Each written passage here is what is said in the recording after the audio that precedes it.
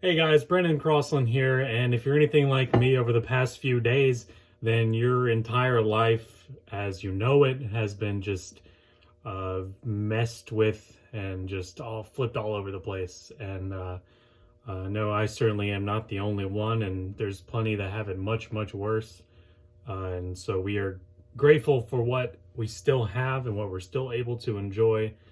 But as far as the world of sports and motorsports and the livelihoods therein, and also any public gathering events, uh, which most of the jobs that I do outside of trying to build up my YouTube channel have to do with public events and things like that. And so all those things have been canned until May as far as motorsports is concerned. So NASCAR and IndyCar have canceled all their events until May at this point. So they're thinking this pandemic is going to go away as the climate is warming back up into late spring and summer, and hopefully by early May this will all be sorted out and back to normal.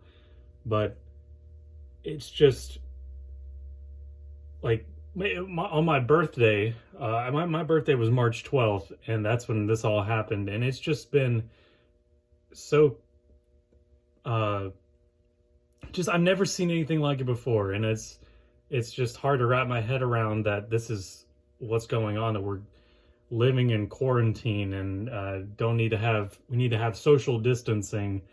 And so at first the story was that we were going to have in NASCAR anyway, that we were going to have Atlanta with no fans, and then we were going to have Homestead with no fans, and then that turned into, and then also with IndyCar they were going to have St. Pete with no fans but have it going on anyway. But then that was all thrown out the window because things started escalating so quickly, because more and more organizations were canning things until further notice. And the CDC in Atlanta, Georgia, put out the advisement to all organizations that they advise to wait 8 weeks before anything is conducted with over 50 people in attendance. And as far as the Indianapolis 500 is concerned, they have posted an official statement.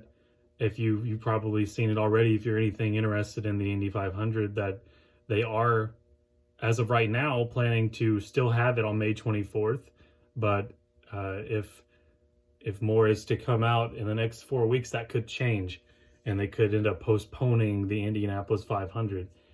And that would be very, very historical. And it's just been doomsday. Not not a literal, not like a nuclear war or anything like that, but biological pandemic. And the United States has it actually pretty well compared to Italy and China and other countries around the globe. And so, but it's coming here fast. And so I think all these organizations have taken the right steps in order to eradicate this disease as quickly and as decisively as possible. And I think I want to talk about racing, not politics, but I think the government is doing also the correct things they need to do to make sure those more heavily impacted in the country are that their livelihoods are not being affected too much. So obviously we all need to be washing our hands more. If you didn't wash your hands before, now's the time to do it. And if you already did wash your hands like a normal human being, now's the time to up the ante and do it more than you would normally see fit. And just hold on. So right now, the biggest thing, from as far as in the motorsports realm, I think the biggest thing we can look forward to is eSports, because that's the only thing that's able to exist within a quarantine environment. So tonight you can see the eNASCAR Coca-Cola iRacing series at Homestead, Miami. and that is the best of the best on sim racing in NASCAR, going at it on I think it's Podium eSports tonight. And also Ryan, that we just had the replacements 100 on Sunday afternoon to kind of alleviate fans being disappointed of not having a race to see on Sunday afternoon. And a lot of drivers stepped up, and real world drivers stepped up to be a part of that. Dale Earnhardt Jr., Alex Bowman, Bubba Wallace, and a ton of crew members from the different organizations all stepped up. And the crew member actually won it, Josh Williams, spotter of Ryan Blaney, I believe, or crew chief. I forgot which one exactly. I think it's spotter. But esports is where our source of entertainment is going to come from right now. But certainly that's, on a globe perspective, that's the least of our concerns. So just wash your hands, and I plan to have plenty of iRacing content mainly on this channel coming forward. And also I will be doing history videos. A lot of you seem to like the Phoenix 1988, first ever Phoenix race from 1988.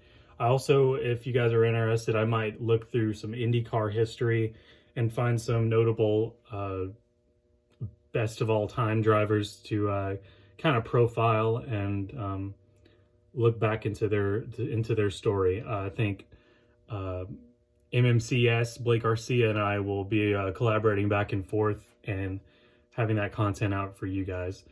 So be sure to leave a like on this video and wash your hands and subscribe so you too can join the Brandon Crossland crew. So until the next video, this is Brandon Crossland, and thanks for listening.